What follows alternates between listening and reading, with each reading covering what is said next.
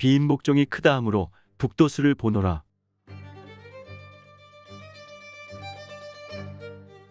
그 후에 응종이 상제의 분부를 받고 식혜 9사발을 빚고 태인 신경원의 집에 가서 새 수저 한 벌을 가져오고 단지 한 개를 마련하여 상제께 드리니 상제께서 식혜를 단지에 쏟아 넣으시니 단지가 꼭 차는지라. 또 상제께서 양지와 백지와 장지를 각각 준비하여 놓으시고 가라사대 비인 복종이 크다 하므로 북도수를 보노라. 북은 채가 있어야 하나니 수저가 북채라.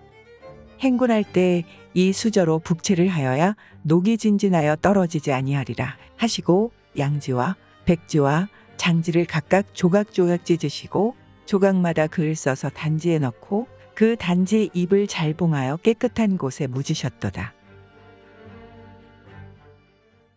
위의 성구는 1907년 12월 어느 날 상제님께서 고부와룡리에서 보신 북도수이다. 전경에 상제님께서 행하신 공사를 읽어보면 대부분 온전하게 이해하기란 어렵다. 북도수도 행하신 전체 과정을 보면 온전히 이해할 수 없다. 따라서 북도수를 조금이나마 이해하기 위해 비인복종이 크다 하므로 북도수를 보노라. 북은 채가 있어야 하나니 수저가 북채라. 행군할 때 이 수저로 북채를 하여야 녹이 진진하여 떨어지지 아니하리라고 하신 상제님의 말씀을 위주로 살펴보고자 한다. 비인복종이 크다라는 상제님의 말씀에서 비인복종은 분해복종이라고도 하며 현재 충남 서천군 종천면 종천리에 있는 명당터의 이름이다. 전경에는 상제님께서 비인복종이라고 하셨지만 서천군지나 지명유래와 관련한 책자를 보면 서천군 분해의 지명을 따서 분해복종이라고 하고 있다. 분해는 본래 비인군 일방면 지역으로 북내가에 있다고 해서 붙여진 우리말 지명으로 북내 또는 종천이라고도 한다. 이 지명 유래를 통해 상제님께서 비인복종이라고 하신 말씀을 보면 상제님 제세 시 분해복종터가 비인군에 속해 있었기 때문으로 보인다. 따라서 비인복종이란 비인군 분해에 있는 명당터인 복종열이라는 의미로 이해할 수 있다. 비인복종과 관련하여 재미있는 전설이 서천군지에 다음과 같이 수록되어 있다. 중국의 사신으로 간 조선 선비가 조선으로 돌아오려고 할 때쯤 풍수에 밝은 중국 도학자가 선비에게 지도가 그려진 부채를 선물하였다. 선비에게 부채를 건네주며 말하기를 그 지도에 그려진 곳에 땅을 파면 금싸라기 서대가 나올 것이니 조선으로 돌아가면 그러한 장소를 찾아 그 땅에 묘를 쓰면 유명한 사람이 나오며 집안의 영화를 누릴 것이다라고 하였다. 조선으로 돌아온 선비는 전국을 돌며 부채의 지도와 같은 장소를 찾아다녔다. 그러다가 현재 서천군 종천면 종천에 이르러 지도와 비슷한 곳을 발견하였다. 그는 그곳 주위를 파보았으나 금싸라기는 나오지 않았다. 선비가 죽고 난 뒤 그곳은 분해복종이라는 명당터로 전국에 알려지며 토정 이재함에게도 이 소식이 전해졌다. 그는 분해복종터를 찾기 위해 100일 동안 기도를 올렸는데 어느 날 꿈에 산신령이 나타나 그대에게 내가 이 명당터를 알려줄 테니 그대는 구경만 하여라 라고 그 장소를 알려주었다. 산신령이 알려준 장소를 발견하고 땅을 파보니 금싸라기가 나왔다. 그곳에 지장풀로 묶어 표시해두고 집에 돌아와 잠이 들었는데 그때 노한 얼굴로 다시 산신령이 나타나 명당 자리를 구경하라고 했지 그 장소에 표시하라고 했느냐고 그에게 호통쳤다. 그곳을 다시 찾아간 이지함은 그 주변으로 지장풀이 모두 묶여 있었다. 그는 처음 봤던 곳을 찾아 파보았으나 금싸라기는 나오지 않았다. 다시 집으로 돌아와 잠이 들었는데 꿈속에 산신령이 나타나 그대가 쓸 명당은 아니야라고 하며 사라졌다. 그 후 다시는 분해복종의 터를 찾지 못했다.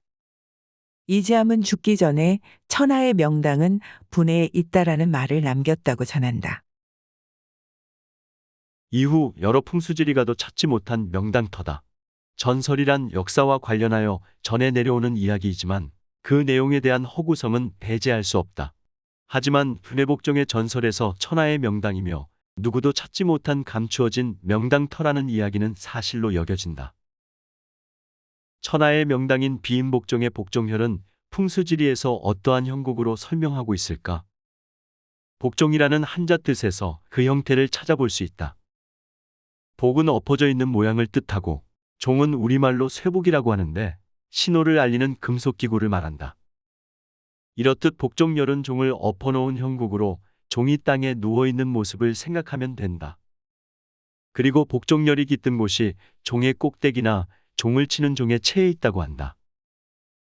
앞에서 종은 우리말로 쇠북이라고 하는 것에서 보듯 옛날에는 쇠로 만든 종도 북에 포함하였다고 한다.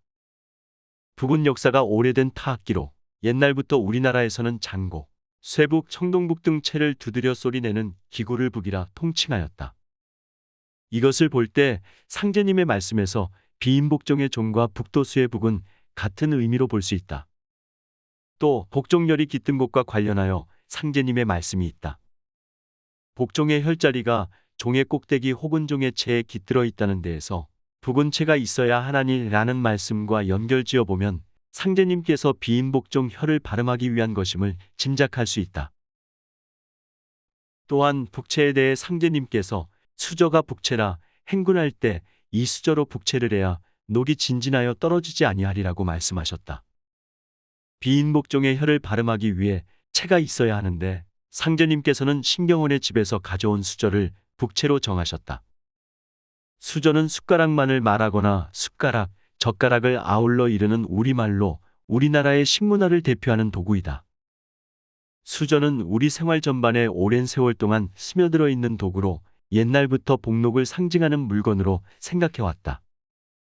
그 사례로 조선 후기 한 말에는 숟가락의 복, 수, 희 등의 길상어문을 장식하여 사용했다는 데에서 찾아볼 수 있다. 수저는 우리 민족의 식문화에 꼭 필요했던 도구이기에 복록이라는 상징성이 자연스럽게 부여되었음을 보여준다. 이렇듯 수저는 복록을 누리고자 했던 사람들의 영혼이 담겨있는 물건이라고 생각이 든다. 이러한 이유에서 상제님께서 수저를 북체로 해야 한다는 말씀은 수저에 담긴 복록의 상징성 때문은 아닐까 추정해 본다. 아울러 북도수의 북체로 쓰인 수저는 신경원의 집에서 가져온 것으로 이후에 상제님께서 경원의 집에 복록소를 정하노라 라고 하심도 이 북도수와 연관성이 있음을 유추할 수 있다.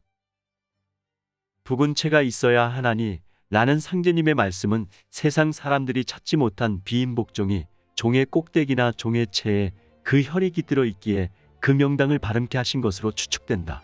그리고 행군할 때 이 수저로 북체를 해야 녹이 진진하여 떨어지지 아니하리라는 말씀은 수도인들이 복록을 누리면서 나아갈 수 있도록 기운을 북돋아 주기 위함이 아닐까?